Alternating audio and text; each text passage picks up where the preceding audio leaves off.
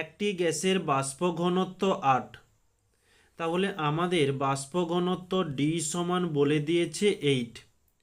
বলছে 24 গ্রাম ভরের ওই গ্যাসের এসটিপিতে আয়তন কত হবে।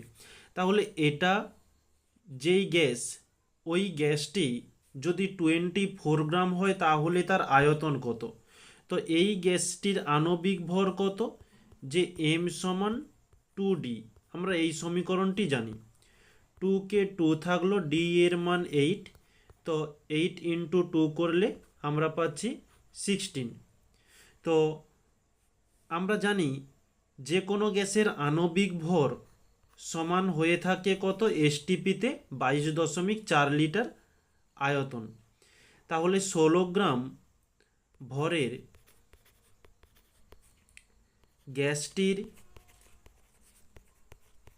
গ্যাসটির আয়তন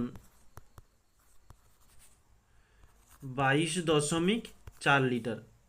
সামনে একটু লিখে দিই এসটিপিতে।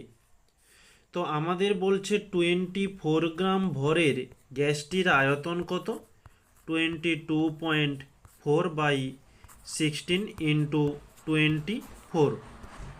তো 8 দিয়ে কাটাকাটি করলে 8 দুগুণে 16 হচ্ছে, 8 তিনে 24, 2 দিয়ে দিলে 2 একে 2, 2 একে 2, 2 দুগুণে 4।